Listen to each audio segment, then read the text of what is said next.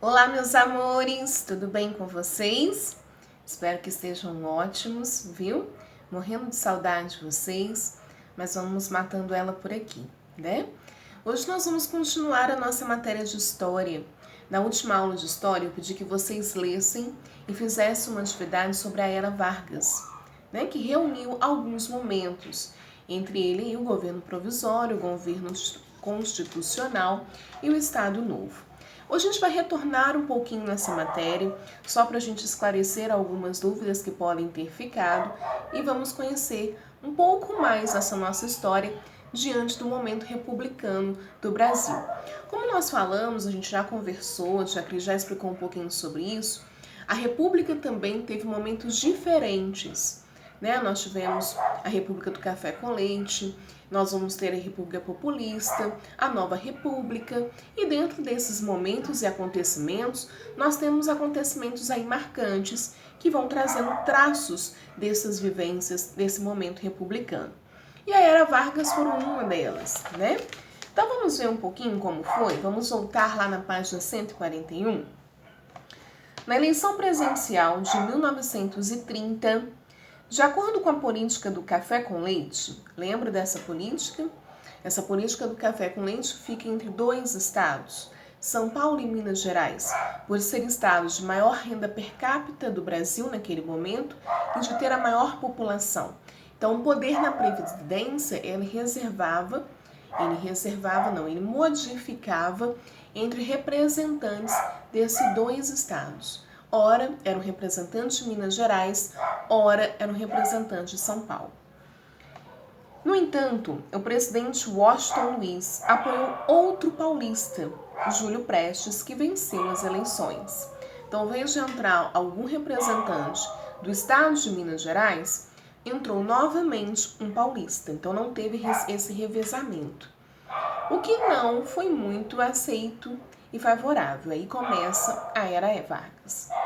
A Aliança Liberal, que era formada pelos estados descontentes, Minas Gerais, Rio Grande do Sul e Paraíba, e que havia indicado como candidato o gaúcho Getúlio Vargas, não aceitou a vitória de Júlio Prestes e organizou um golpe para assumir o poder. Esse fato ficou conhecido como a Revolução de 1930. O golpe de Estado possibilitou a Getúlio Vargas tomar o poder em 1930 e governar o país até 1945. Seu governo costumava ser dividido em 3 fases: governo provisório, governo inconstitucional e o Estado Novo. Bom, então aqui a gente tem um contexto, né? A gente lembra dessa república, lembra desse momento da política do café com leite, onde a Tia Cris já até lembrou um pouquinho para vocês aqui, né?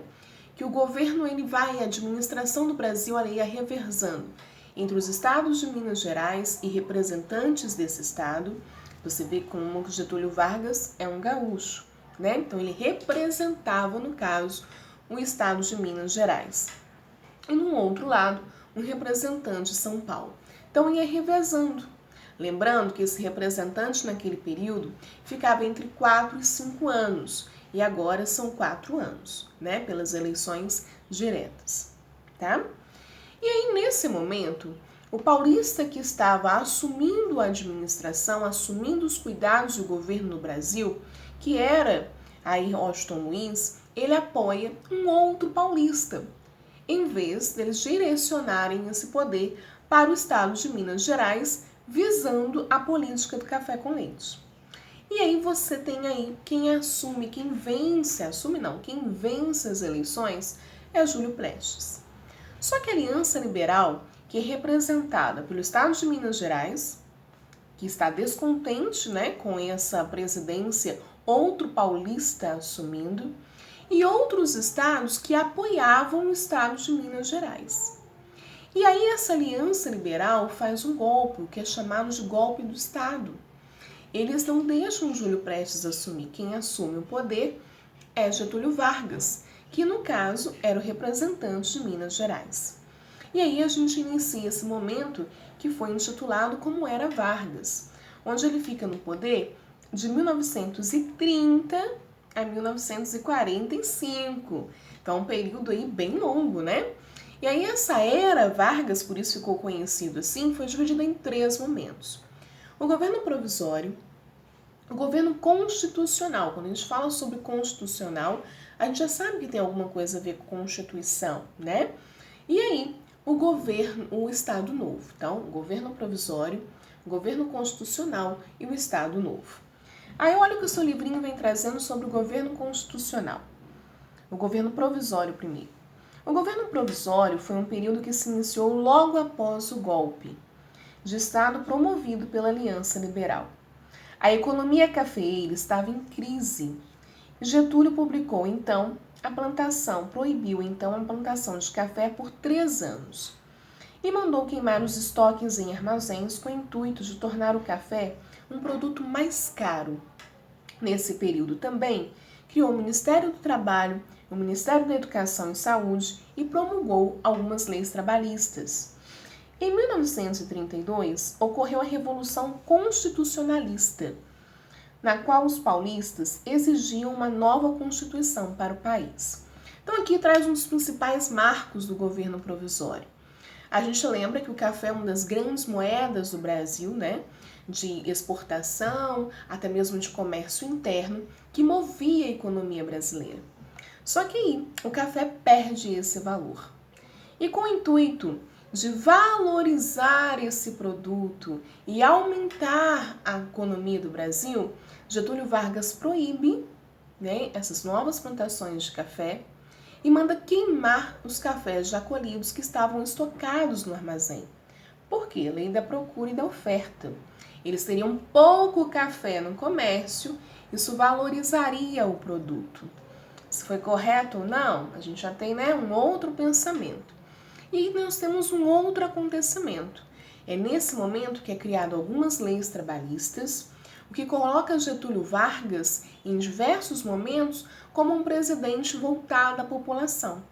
Ele tem momentos que ele olha essa população e momentos que não. Mas muitos dos trabalhos não tinham uma legislação, vamos dizer todos, né? Aí os trabalhadores ficavam sem direitos, apenas com deveres. E você começa com as leis trabalhistas e a criação do Ministério da Saúde, da Educação e do Trabalho. Só que os paulistas começam a reivindicar uma nova Constituição. É assim que a gente entra no governo constitucional. No governo constitucional, Getúlio promulga, ou seja, né, elabora, constitui, junto com a Assembleia Constituinte, uma nova Constituição para o Brasil. Passaram alguns anos, a gente vem aí o Estado Novo. O Estado Novo próprio já coloca, tem novidades chegando. Vamos ver quais são delas? Em 1937, Getúlio Vargas, com o apoio dos militares, impediu que houvesse uma nova eleição para a presidência e iniciou uma ditadura no Brasil. Getúlio anulou a Constituição existente e impôs uma outra, que lhe concedia plenos poderes para governar o país. Nessa fase, no governo getulista, ocorreram o fim dos partidos políticos, a instalação da usina siderúrgica de Volta Redonda, o início da exploração do petróleo no Brasil, foi descoberto um poço na Bahia, e a participação do Brasil na Segunda Guerra Mundial. Com a implantação da ditadura, o país passou a viver um período de falta de liberdade e severas perseguições políticas para censurar os meios de comunicação e fazer com que eles promovessem propagandas positivas ao governo. Por isso mesmo que agora, um pouquinho mais tarde, né, antes aqui, eu estava falando com vocês que em alguns momentos Getúlio olhava para a população e em outros não. Quando ele promulga leis visando os trabalhadores, ele está olhando o direito da população. Mas quando ele vem ali e se alia aos militares e impõe uma ditadura para não sair do poder, a população vive dias ruins, muito ruins. A população como um todo o direito que é constituído é retirado diante de uma ditadura, onde a gente perde a democracia, que é o direito de escolha, que é o direito de voz. Então Getúlio, para não sair, para não perder, para não ter uma nova eleição, ele aí promulga, ele instala o primeiro momento de ditadura no Brasil.